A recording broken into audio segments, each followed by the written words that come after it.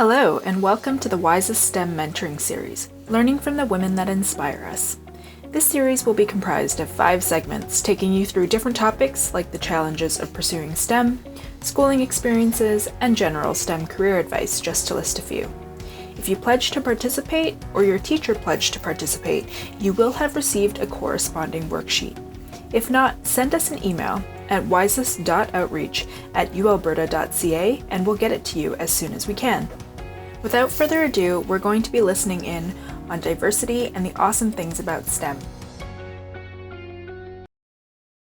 In my different school area or workplace or research, that it's true that there's all sorts of people there, and there's diversity also in terms of like demographical. You have tons of you have all sorts of ethnicities, religion, sexual orientation, and we all have a common goal of moving science forward.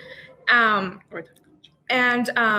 think one of the challenges is to kind of like in any other community where you have a diverse group of people, both in terms of their background and their abilities, is how to kind of retain your identity while appreciating and learning from the uniqueness of the others, of other people that you're working with. So that in itself is a skill. And being in STEM, you would think like, oh, we are all really nerdy, introverted scientists. No, we're not. I mean, some of them are, but a lot of them are not. And we like to have fun just as much. And it really is a very nice and social community from what I've seen. So there's no reason to think that just because you're going to STEM, you have to be like this brooding person sitting in a corner and you don't want to talk to anybody. No, we have fun. Have a place in STEM. Just one thing to add to that, we absolutely need diversity in STEM. One example, when they were first doing crash test dummies for cars, nobody thought to make a dummy for a pregnant woman because there were no women there. So just little things like that you wouldn't think of that hopefully now wouldn't happen, but everybody needs a seat at the table. We need a very diverse group to make sure that we are in engineering, solving problems for everybody, not just one type of person. Yeah, that's a really good point. Something that still hasn't been solved in my industry is the need for female lab coats. Oh my goodness, yeah. Because every lab coats are basically made like a rectangle, so you are never able to do your bottom buttons up. Same with coveralls for job sites. They're super baggy on the top just so you can access your hip movement. So if anyone out there knows fashion and loves science, maybe we want to create a fashion line directed towards women in STEM. That would be great. Oh my gosh. Right? It's been a while since I've worked in a lab, but yeah, the lab coats were either way too big because I'm only 5 feet tall or just didn't fit properly. Yeah, totally. Yes, it is, which is really good. Sure. Yes. And so now it depends on the major, and certain majors and fields tend to have way more tend to have different amounts. So biology, for example, has been 50-50 in undergrads for quite a long time. The higher up you go, and I think they're pretty close to 50-50 for grad students. But once you get kind of to those professional associate professor and up, there's still disparity there. But it's completely different for, say, engineering or computer science, or I'm not quite sure about chemistry or any of those types of fields. But I know a lot of the fields that tend to be more unpopular for women for whatever reason are things like physics, computer science, and engineering are kind of the big three. Can you add anything onto that? Yeah, so in engineering, we're doing a lot of work to recruit more young women and just show them all the things you can do with an engineering career, because I know I had no idea when I was in high school. I literally thought it was cars and bridges, and I didn't care about any of that. So we're doing a lot of work trying to recruit more young women, but also it depends on the field of engineering you go into. So environmental, for example, is about 50-50, same with biomedical. So it really depends on the different route you take in engineering, but they're definitely increasing that number. So it's a really good thing.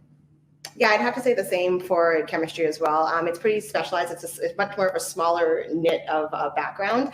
So there is still a fair amount of disparity, but just thinking of my time here at the U of A, and a lot of my classes were about 70%, 65% were male, and about the rest were female. I actually didn't have any female professors at all. One of my most memorable lab coordinators actually was female, and she had been here for an extremely long time, and she left a standing mark on me, I guess you could say. But as you go up, it just becomes more of a heavily male-dominated field, and I was fine with that. Yeah, absolutely. And that for some people that can be more challenging. And that's a big part of the reason why networking and meeting other people and like-minded folks can really be helpful. And I know if, say, if you're in a university that you don't necessarily feel like you have a lot of people that you know or you can connect with, there's also a ton of people and opportunities to network on social media as well. Field today.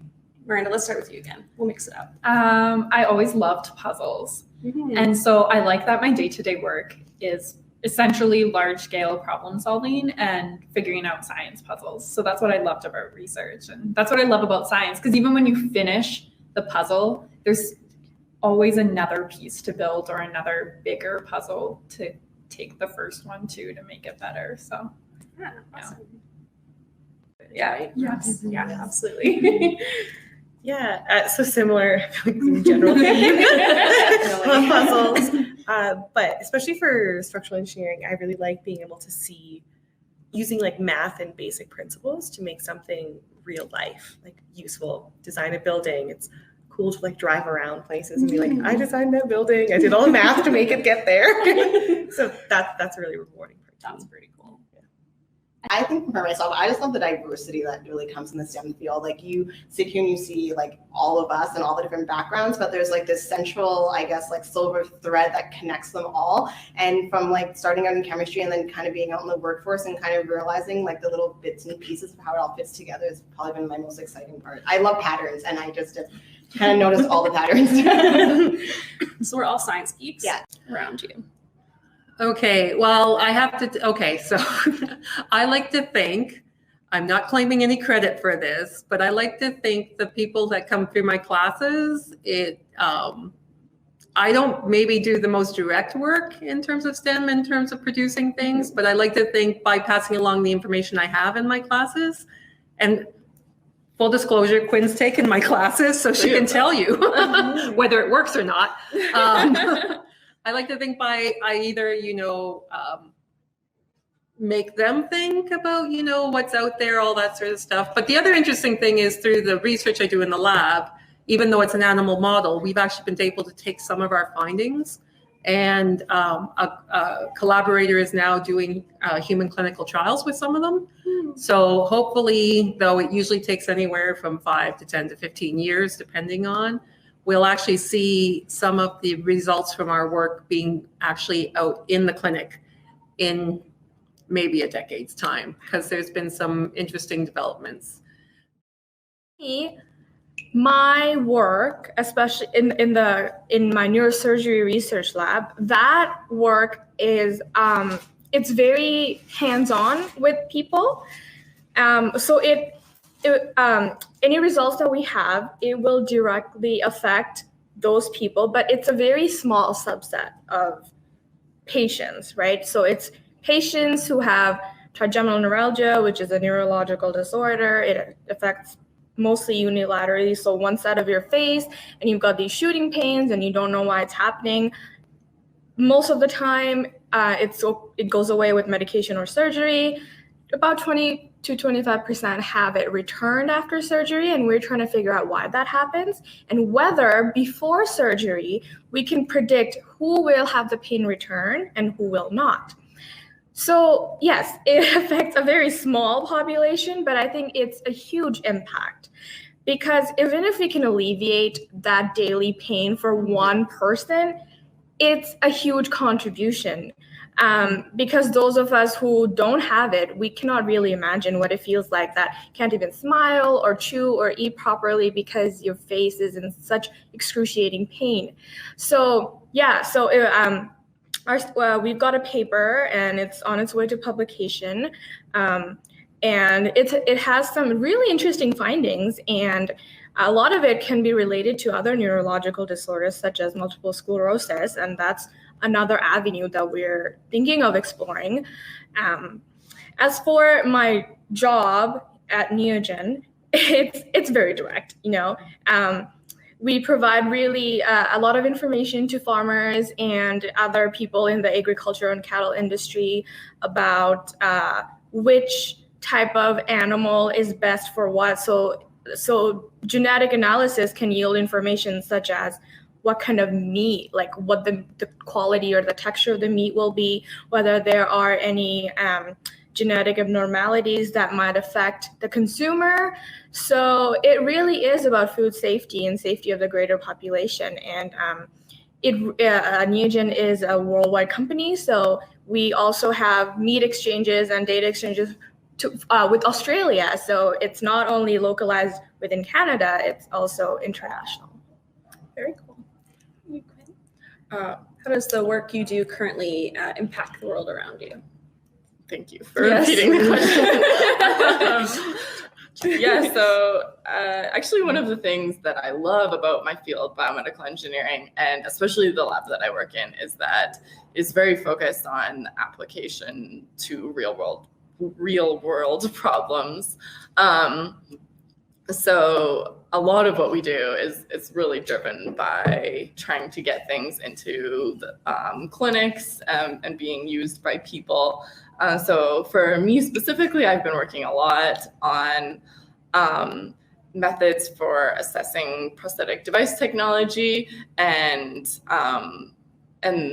as we're developing those, there's like a big focus on getting other people in the world to use these assessments, which helps drive development of these technologies in directions that are beneficial, and also helps to justify spending on these technologies by government agencies and stuff. And so that's one really direct thing that I do. And then also just like in the lab in general, everything we do is really focused on getting things into the clinic, getting new ways of like controlling prosthetic devices and training people to use them better and stuff like that.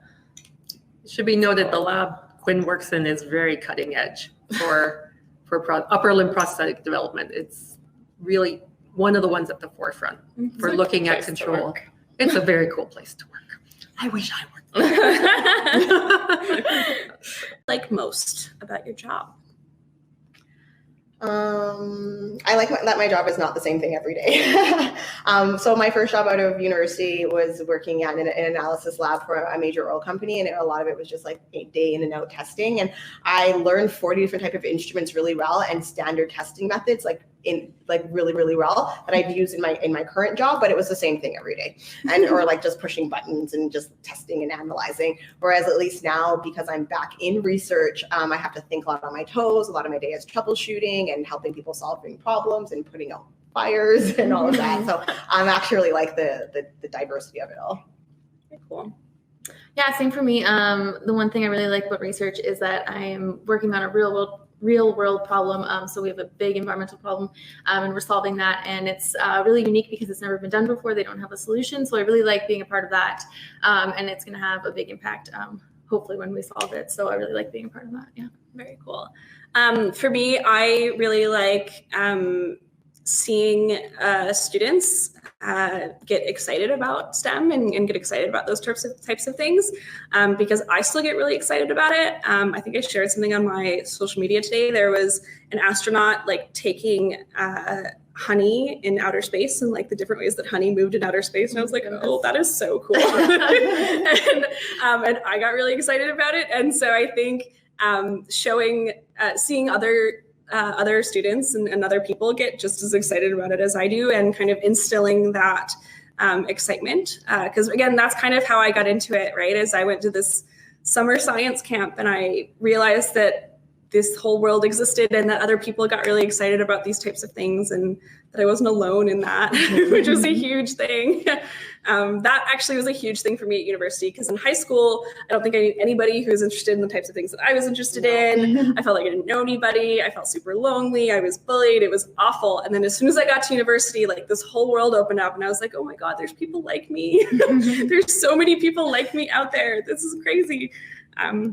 So it was a big thing for me. Thank you for joining us today. We hope you learned something new.